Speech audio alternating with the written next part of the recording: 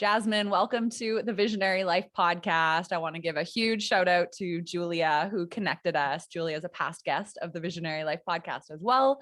But she actually tagged you in one of the LinkedIn posts that I put out there, crowdsourcing awesome individuals, visionary human beings in Canada. And your name came up not once, but actually twice. So I was like, okay, we have to chat. So thank you so much for being here. Yeah, no, thank you so much for having me. I'm really, really excited to be here. I think it's important to set some context. I like to know, where are you joining this podcast from? Where are you living? Give us a little bit of backstory on where you're at currently. Yeah, so I'm in Toronto, Canada. It is very snowy, very cold. I think it's like minus 18 today. I haven't actually left the house yet, so you don't need to. Exactly. But yeah, that's where I'm joining in from today. Awesome. And how long have you been running your business? This summer will be 4 years. Wow. Congratulations. Thank you. So what exactly is your business? Give us a backstory on kind of how you got to where you are today and kind of set the stage for your expertise. Absolutely. Yeah. So my business is Jasmine Williams Media. It's primarily a content marketing consultancy. So I work with a wide range of businesses, from like startups to corporates to small business owners. And I provide them with done for you copywriting, content writing, and content strategy services. So that's the bulk of what I do. I love helping people shape their stories and get it out there, and also be really strategic with how they tell their stories as well. So that's a big bulk of what I do. But then I'm also a freelance coach. So I have a bit of a side hustle where I help new and aspiring freelance creatives launch their businesses. So I have a 6-week course. I have a couple of digital products, resources that I've created, and a whole bunch of free content that I create as well. Because I know how weird it can be to start a business. And I also know that, like, for creatives, like, I consider myself a creative, and it can be hard sometimes to step into that role of business owner and really understand all the nitty-gritty stuff that's involved in running a business. Like, most of the time, these people are amazing at their craft, but the other stuff is can be a little tough to get into. So I really help them get organized, get focused, and feel really comfortable and confident once they launch their business, and grow from there. That is so epic. And I love that you have kind of like different facets of your business. I'm curious, what were you up to before launching your business? So you said you've been doing this for 4 years. What did the 4 years prior to that look like? Were you working corporate? Were you in this type of industry of content creation and marketing, or doing something totally different? Yeah, I mean, I definitely was still in content marketing. So, like, in school, I studied journalism. And then after I graduated, I kind of bounced around between media and marketing jobs. Like, I did 6 months as an editor at an online magazine, also worked as like digital marketing coordinator, like those types of roles. But yeah, that's what I was doing. But I never really felt like I fit into corporate life. Like, I felt like I was a really good student, and then when I graduated and started trying to adult, something was just not working. And I also come from a pretty entrepreneurial family, so it was always something in the back of my mind of like, I wanted to start a business. I didn't really know what. And then yeah, one day it just sort of clicked. I was like, oh, this work that I'm doing in-house, creating content and just helping these companies like master their messaging and really get themselves out there. Like, I could do that on my own and do that for other places.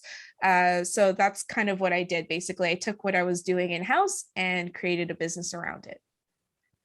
I'm curious to know, because you said something that I hear a lot, and I feel it as well, that you feel like you didn't quite fit into corporate life. And I remember kind of at the beginning of my more corporate career, I thought, well, this is just how everybody feels. And like, I just felt like, just suck it up and deal with it.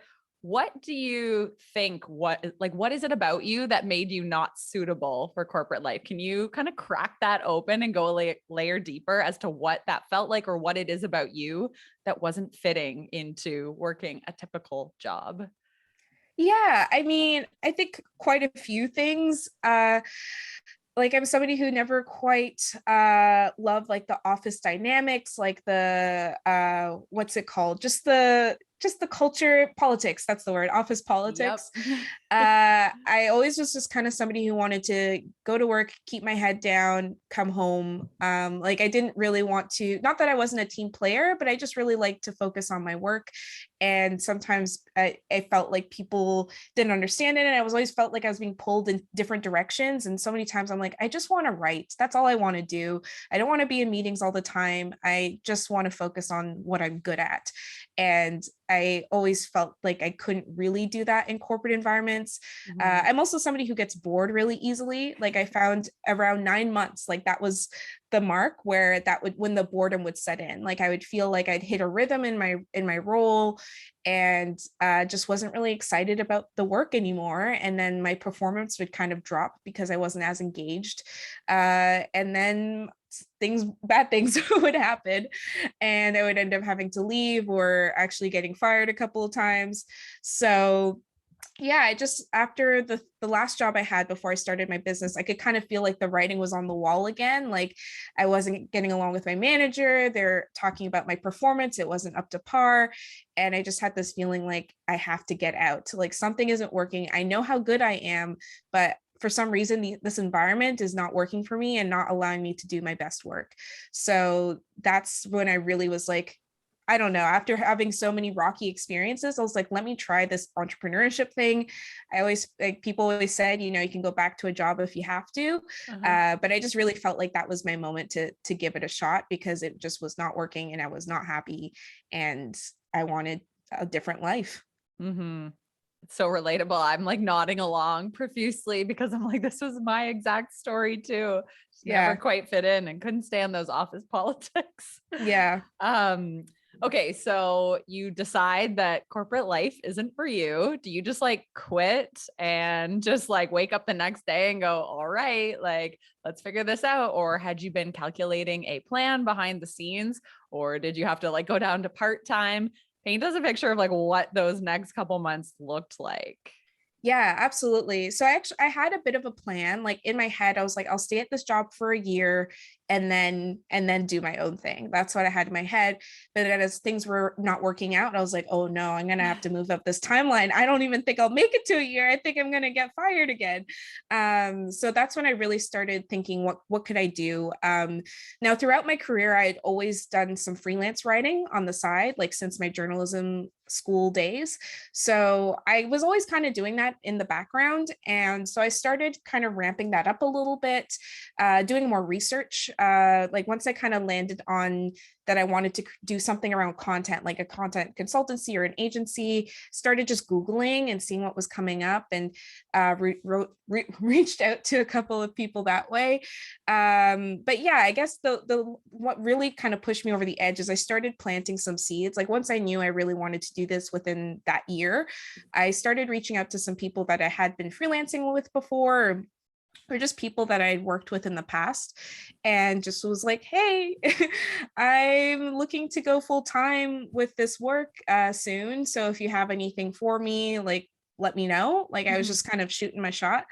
And yeah, I got a couple of bites just from those early emails. And the real big thing that sealed the deal for me is that a friend of mine who, when I was kind of in that post grad, figuring out what my job would be stage, Mhm. I did a bit of freelance work for him when he has this agency, and we'd stayed in touch the whole time because we just had a really good working relationship. So he was one of the people that I reached out to, and he's like, well, I actually have this part-time social media gig through my agency. If you're interested, like you'd be a subcontractor, you'd basically kind of be a part of the team.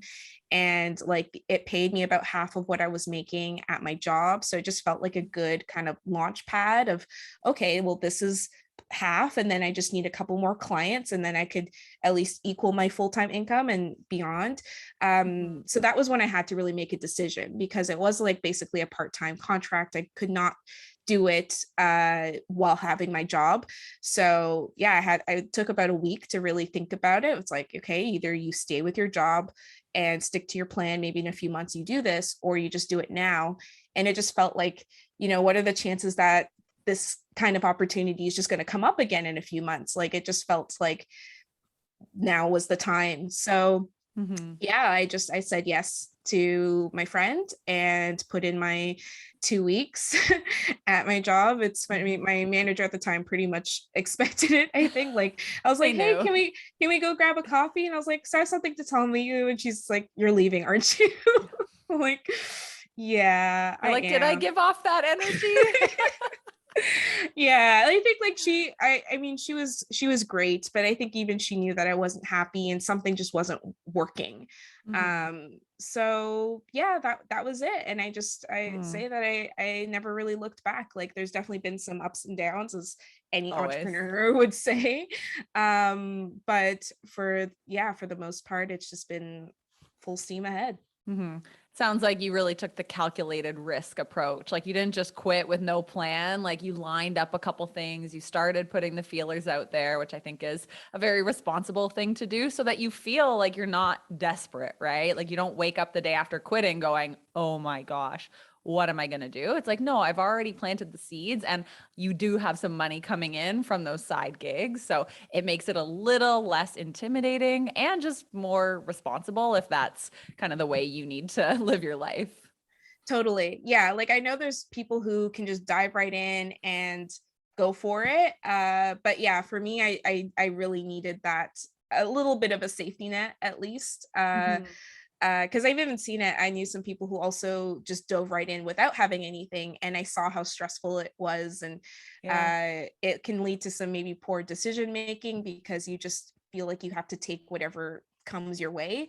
Yeah. So yeah, I like to be very calculated and like I take risks, but I definitely take my time with them and think things through. Mhm. And did you have a plan for how you were going to, start to find more clients and launch new products? Or did you, like, I think you mentioned your family, some of them were entrepreneurs, or did you hire somebody to help you? Like, how did you know that business sense of like, okay, now I need to make a full-time income off of my freelance? So what the plan is from there? Like, how did you determine that? Yeah, I mean, I think my first goal was just to try to make as much as I was making at my full-time job on my Yep. own. Like that's Mhm. kind of how I felt, like if I can do that, then that means I can keep going. Like that's just the decision I made with myself. So in terms of finding more work, I really just like networked my little butt off. I went to a lot of events, and I fortunately, even like the job that I was in was at a nonprofit that supported entrepreneurs. So like I was already kind of in that world and talking to a lot of people. Mm. So yeah, it was tough because especially back then I was really, really shy, like classic writer, introvert, like did not want to talk to anybody. So starting the business really forced me to get out of my shell and talk to people. But yeah, that was really what I did. I just would start going to events and try Mhm. to make a goal of talking to at least like 3 people, and just making connections. And a lot of times it came up uh, pretty organically from there. Yeah, those early clients are definitely friends, family. Mhm. I still remember the first person that I wasn't connected to at all. Like we just met through like another a networking group, and I kind of sent him a proposal and he accepted. I was like, whoa, like that was a really big step for me because I'm like, you don't know me at all, you just like my work and think I'm cool. So yeah, that was pretty much my strategy at first, was just a lot of networking, a lot of just making connections, yeah, reaching out to people that I'd worked with in the past, and then social media as well, just Mhm. establishing my website and my Instagram account, and just putting things out there. Like I think fortunately with my background in content marketing, like I'm pretty comfortable with creating content and marketing. Yes. It was of course a bit of a shift to go from marketing a company to myself. Mhm. But I was able to really lean on my marketing skills for sure. Mhm. Yeah, it's funny when you say like when you got your first client that you had no connection to, it's like this little celebration moment. I feel like that is such a common occurrence. Like at first it's your friends and family or the people who are, I don't know, within your network already. But the moment you see somebody reach out and book you that you have no idea how they find you feel like, wow, now I've really made it. Yeah, totally, totally. Oh, I love that. Okay. So before we kind of like double tap on that story, I want to go back to something you said about networking when you're an introvert. I think a lot of people can identify with that. Do you have any tips for networking when you are a bit on the shy side, or when you feel like your network is really, really small, but you're hesitant to even go participate in events? Any tips there? Yeah, yeah, absolutely. I think what I would do is I'd bring some friends with me. Usually, like I had a friend who wasn't an entrepreneur but was very supportive, so she would come to these events with me sometimes. So that was good to just have a bit of moral support. Yeah. I think for me, setting little goals for myself. So like just the goal of talk to 3 people and then you can leave. So that was enough to kind of build up my confidence a little bit. I even like I would come up with just little openers, I guess, like in my head. Ah, love that. Like little scripts of just like, what are the questions that I would ask? What brought you here? Mhm. Or like, is this your first time at this event? Like, I would kind of have these standard questions that would at least kind of break the ice a little bit. Mhm. Or as I got more confident, sometimes I would just sort of slide in and be like, "Hi, I'm joining your group now." I love that. If I saw people who looked cool, and usually that like being a little awkward on purpose was enough for people to be like, "Yeah, yeah, of course, like Yep. come on in." So yeah, I feel like those that really helped at first, just having a few kind of little things that I could say to start the conversation. So it wasn't just like, "Hi, my name is Jasmine. Yeah. Nice to meet you." Yeah, and I think honestly, the cliche of like riding a bike. It's really just been practice. Like I really think even like friends tell me it's like, wow, you've really changed over the last few years. And it's just been consistently kind of putting yourself out there, realizing that it's not as scary as you thought it was. And then, Mhm. you start to relax and it all gets a little bit easier the more you do it. Such good tips. Thank you for sharing those. Yeah. So at some point in like you're freelancing, doing a lot of gigs for people where it's kind of your energy, working one-on-one for people. At some point in there, you launched some digital products like email templates, the Clickworthy Creative Academy. I believe you have a few other things.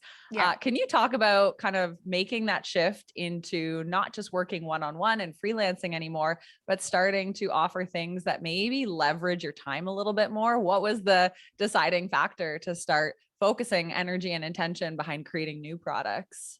Yeah, absolutely. So I kind of had the idea for Clickworthy Creative Academy was the first thing that I started. And I'd had that idea, I'd say maybe for like a year or so before I launched it.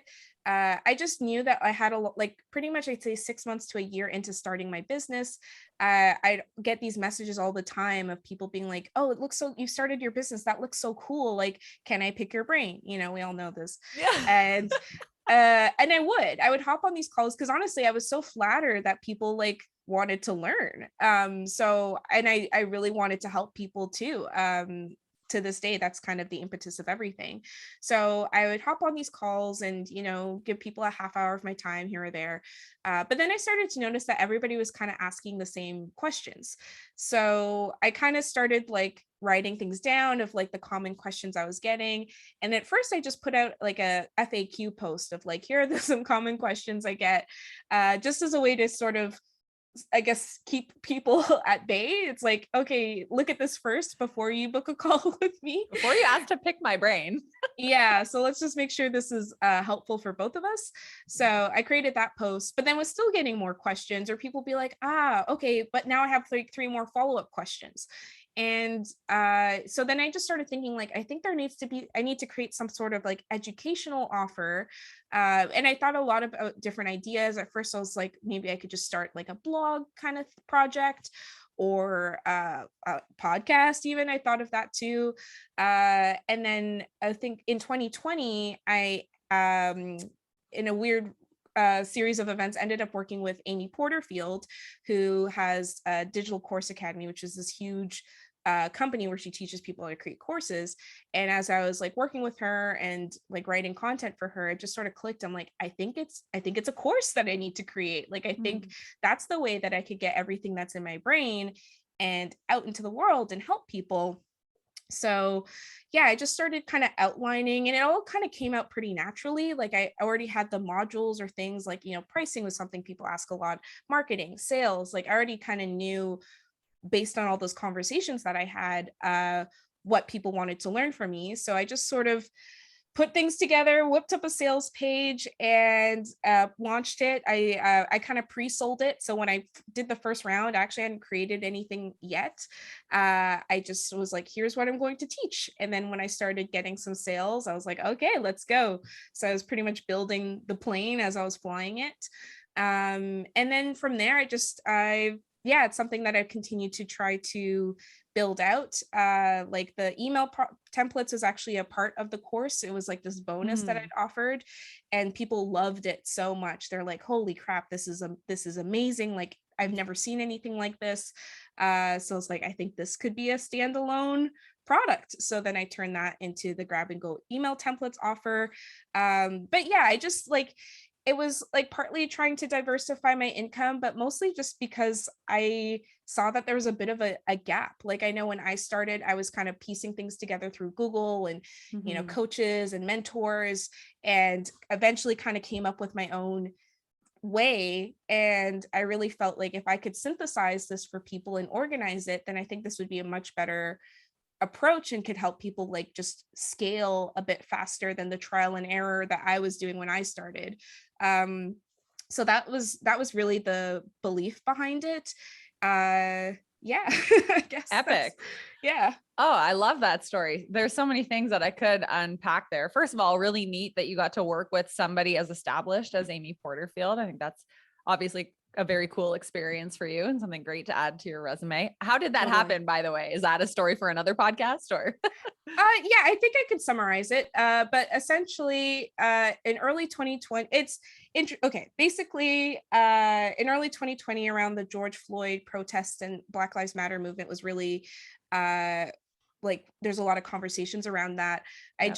I posted this Instagram story where I just posted my thoughts about like diversity, equity, and inclusion.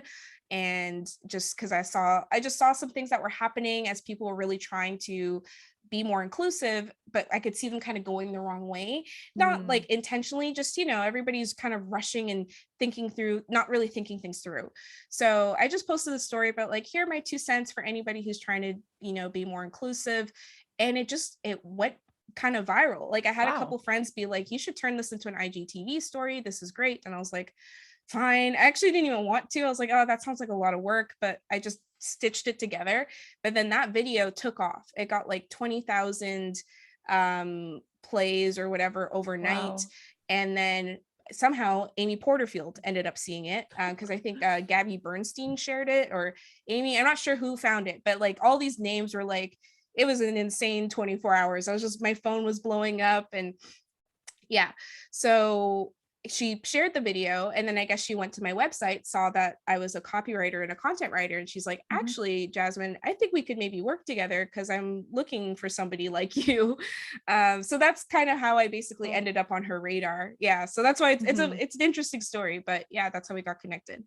It's interesting too, because I think so often people are faced with moments when it's like, is it appropriate to share my opinion in relation to my business? And like, can I speak freely about topics that are important to me without it tarnishing? But I do honestly believe that the more we kind of crack open and just share, what our values are, what our beliefs are at our core, it might be polarizing in a way, but usually skews in the positive direction, that people want to know what you stand for and what you're about, and can actually make a more informed decision about whether they'd like to work with you based on, what you share of what goes on behind the scenes of your business. So it's a really interesting story.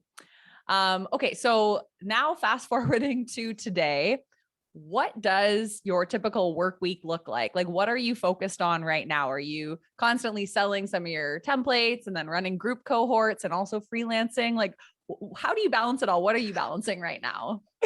I know you say it like that, and it's like, damn, that's a lot. And it is. Yeah, I'd say right now my work is like split about 80% on my consulting work and 20% on the freelance coaching. Because right now it's essentially almost like two businesses that I'm running. Yeah. But yeah, most of the days I'm on client calls, like touching base with some clients, doing a lot of writing, and then where I can kind of fit it in, try to plan out like things related to the Click Really creative side. So just earlier this month, I had a sale on some of my digital products and courses. Right now, I'm in like preparation mode for the next round of my cohort. I do 2 cohorts a year at the Okay. moment, so like spring and fall. So right now, I'm kind of in early stage prep for the spring cohort, which means like thinking of lead generation campaigns, like working on like marketing campaigns with my assistant, thinking of ideas of how we can make it better. So we always look at all the feedback we got from the last round and think about what can we incorporate, what can we do to, bring that to life. And yeah, that, and then just like prepping the marketing materials as well, like how are we Mhm. promoting it, like the copy and emails and all of that stuff. So yeah, it's a lot. I just really try to prioritize, and I'm a bit of a perfectionist, so Mhm. I find I help like to talk to people, and they usually can help keep me in check of like, do you need to do all of those things, or maybe you could just start here. Mhm. So yeah, I just try to keep things in check. But yeah, sometimes it is hard. I do feel like sometimes if I'm focusing on the coaching side, then the consulting stuff starts to slip, Yeah. and vice versa. So yeah, big thing for me this year is trying to figure out how I can build capacity, whether that's like hiring some people to support me. Because yeah, I want to grow both of these Yeah. incredible things that I've built. Oops, but I am just one person. Well, one plus an amazing assistant. Mhm. And so, yeah, that is kind of tricky sometimes where, there's just only so many hours in a day. Absolutely. And it's hard when you're multi-passionate and you're like, I don't want to give either of these up. I'm going to make them both work. So it's like, how can I duplicate myself? I literally ask myself that every freaking day. It's so hard. I know. But yeah, that's like when I started the course and everybody's like, well, are you going to do this course full time? And I'm like, it's hard to say. Like it's, a nice little side income at the moment, but it's, Yeah. when I run the numbers, it's only about 10% of Yep. my overall income, and the consulting stuff is 90%. Mhm. So, and then there's the voice that's like, well, maybe if you put 90% of your effort here, it could Yep. be the 90%. So yeah, it's something I've gone back and forth with a lot, but ultimately I do really love doing both. Like I love Yeah. writing as my first love, and I love creating content for my clients and just seeing their reactions when they get a blog post I've written or a copy, or that feedback of like, how did you get inside my brain? Like that's Mhm. incredible. And then I also love the impact I'm creating with CCA. I get emails almost every week from people who are like, I Yeah. bought your templates. I signed up for this, and this is what's happening. So yeah, both of them really fuel me in different ways. Yeah, I can definitely relate to that as well. um, you said that, the consulting fuels you, the courses, and, launching and working with clients in that way fuel you. So that makes me think of asking you the question, has there been like a recent milestone that has been super exciting that you've celebrated, that has really made you feel proud of all the work you've done? What is a recent milestone that you've taken time to celebrate? I mean, I think some of the media features that I've gotten recently have been pretty exciting. So just I think earlier this month I was featured in Girl Boss, which is pretty cool because they were like, I have this little digital post-it note of brands Yeah. I'd like to like collaborate with, and they were on the list. Oh my Not God, that it you was really, manifested.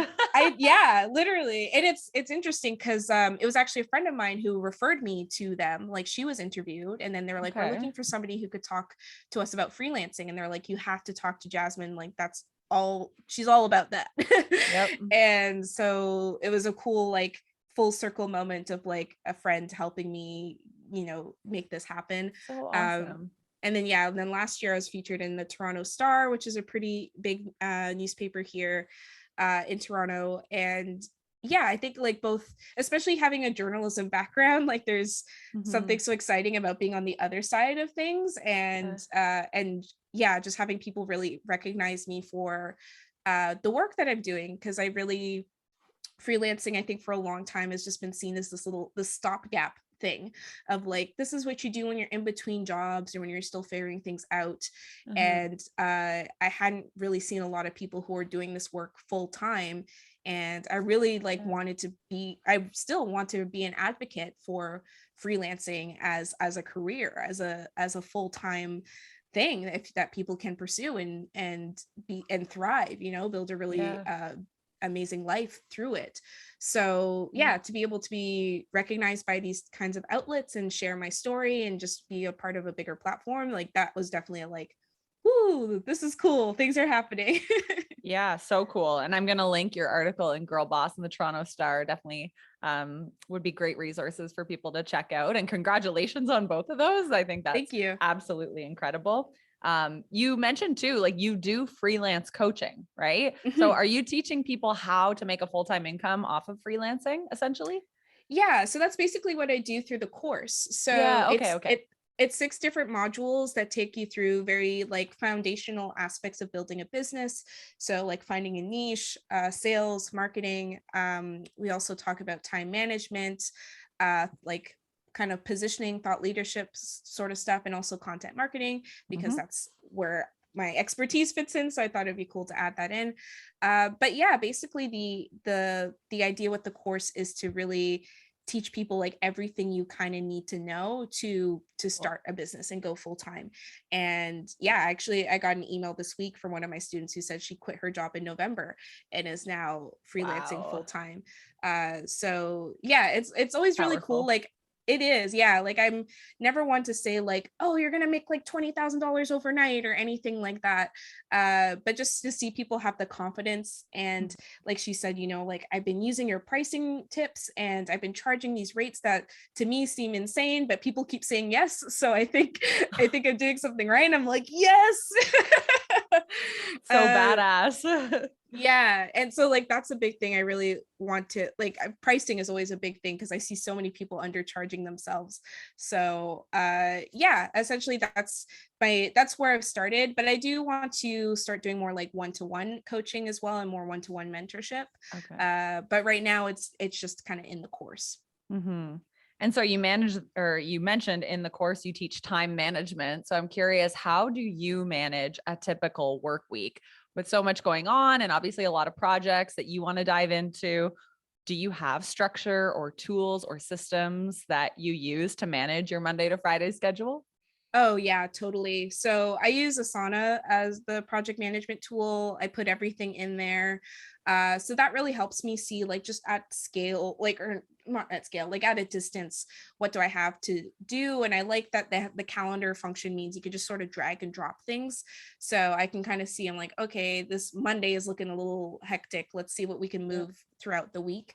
So that's really how I organize my time. I'm big on like efficiency in processes. So like I have a really clear sales process that I bring people through, like onboarding Mm, templates. Like a lot of things I do is very templatized. So it's really easy for me to just respond to things really quickly or like just move people along. cool. So that saves me a lot of time. Uh, but yeah, I think my assistant really helps a lot. Like there was definitely a point where I was like, I've come to the ceiling of what I can do on my own. Yeah. Hmm. So definitely getting help. Like she only works with me part-time, but just helping me with like I have a Facebook group that she manages for me, like admin tasks, creative tasks, Yeah. like anything that I feel like is starting to take too much time or is a little bit like repetitive, then I'm like, Mm, okay, you know what? I can give this to Pam and I can focus on what needs to focus. But I think a lot of it also comes down to prioritization. Like yeah. I still struggle with it, with just saying yes to too many things and taking on too much. But this year especially, I've been really having stricter boundaries or just letting people know like I can't start that next week. It's gonna have to wait till March. Yeah. And because before I'd be like, let's squeeze it in. And then by the end of the month, you'd be like, why did you do that? That was a terrible idea. So yeah, I think especially at where I'm at now, where it's still just me, maybe once I have a bigger team, I can increase capacity. But right now I have to prioritize and just kind of let people know, not right now, maybe a bit later.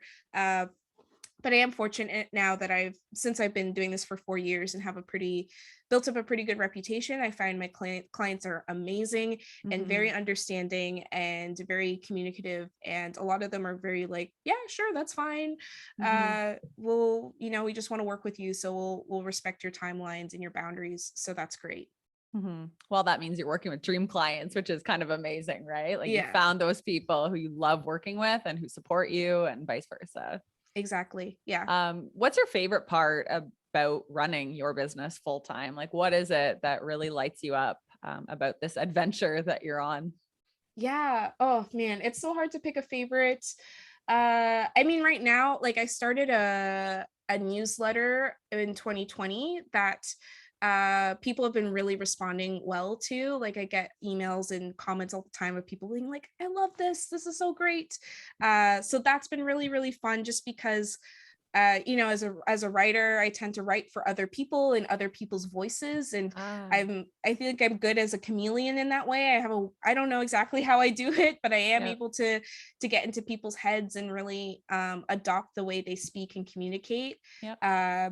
But in as I was doing that, I kind of stopped writing for myself and lost, I think, myself a little bit. So it's been cool to write this newsletter completely in my voice, not be edited or have clients kind of picking at it, and just see people responding to it too. Like that's Yeah. been exciting. And I think too, that's another aspect of why I wanted to start the Clickworthy stuff, is that I wanted something that was mine. Like as a consultant, you're delivering work to other people. So they Yeah. take your work and they run with it. And then sometimes you're like, well, what about me? Like I kind of want to build a legacy or build something that I could say like, that's me, I did that.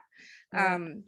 So that's really also why I wanted to start Clickworthy, where it's like I wanted to create something that was just mine and my ideas and my brand and my voice, and build it up in that way. So yeah, newsletter is a big thing. But I'd say, yeah, in general, it's just being creative. Like I Yeah. always felt sometimes when I was working 9 to 5, like I'd have these like weird ideas, but you'd kind of have to table them, or you'd have to, talk to your manager or whatever. Yeah. Or sometimes I would just do them and, kind of the whole ask for forgiveness, not Yeah. permission. Yeah. Hence why I didn't work out in corporate. Yep.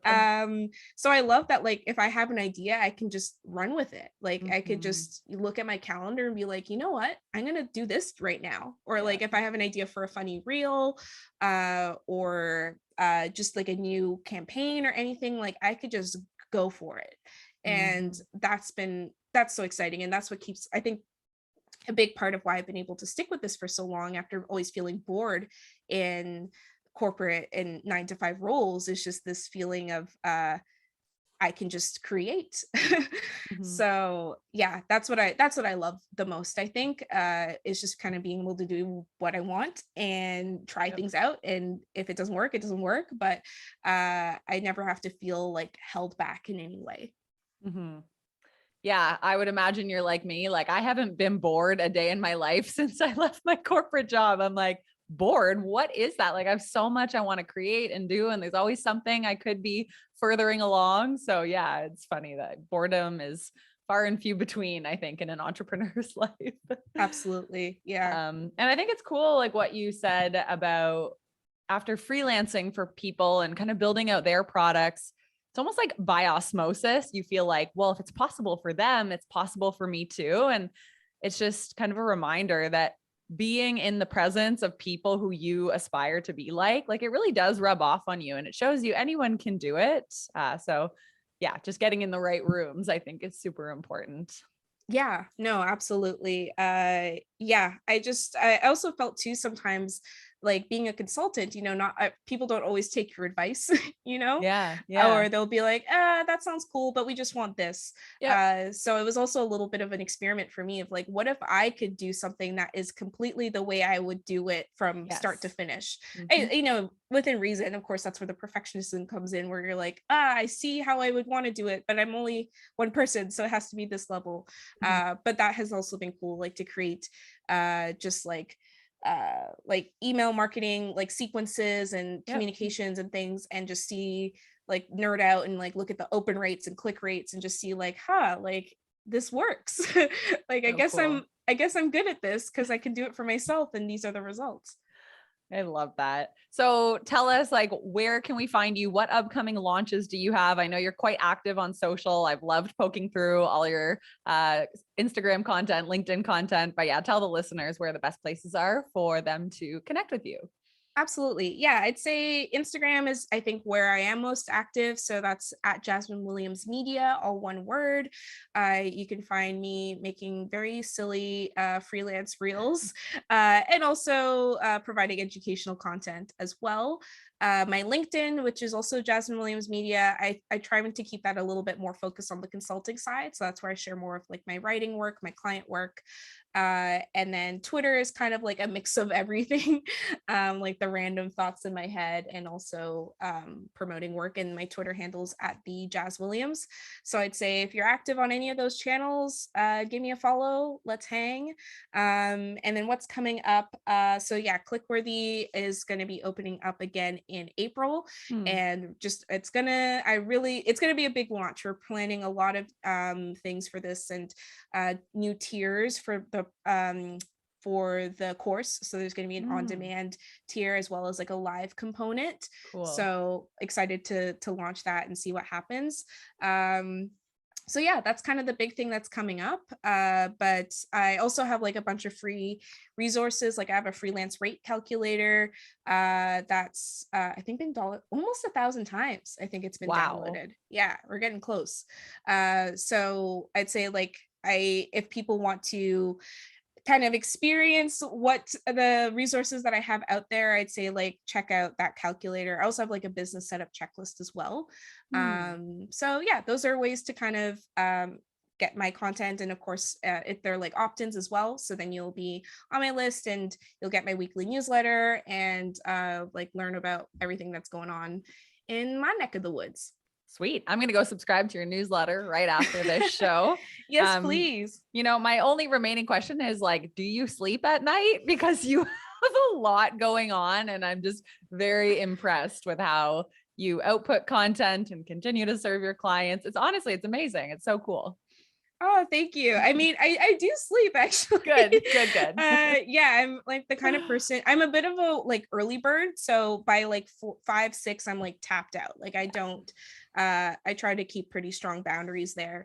But again, I think it kind of comes back to priorities. Like I really try to like not spread myself too thin. Like on LinkedIn, I'm only posting maybe like once a week. Yeah. Instagram even is maybe only 3 times a week or less.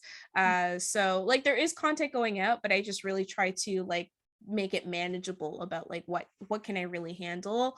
And yeah, same thing with the client side. I'm always just trying to make it manageable and not take on too much. But I don't know, I think it's so cheesy, but I just really love what I do and it really lights me up. So yeah, some days I'm just like, this is dope. Like this is really fun stuff that I'm working on. So I think that gives me a lot of energy and allows me to do so much stuff. And of course, being the kind of person who gets bored all the time, like I am doing a lot of stuff, but it's kind of what I need. Like if I'm ever feel like I'm only doing one thing, then I'm just not my best. It's weird. I just need to be kind of busy. But yeah, I also am like all about the boundaries and yeah, still trying to make time for friends and all that stuff. So cool. Well, I would encourage everyone to go check out your work. It's funny. I've just been nodding along this whole podcast because I feel like there's a lot of parallels in our stories in entrepreneurial journeys, which is cool. And I just want to thank you for sharing an hour of your time to open up on the Visionary Life podcast. We appreciate you and wish you all of the success as you continue to grow your business. Yeah, no, thank you for having me. This has been an amazing conversation. So yeah, This is great. Thanks, Jasmine.